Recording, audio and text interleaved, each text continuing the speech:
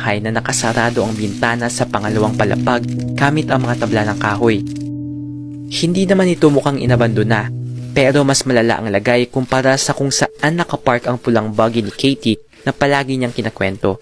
Tinext ko siya na nakatating na ako. Nagreply naman siya ng smiley face.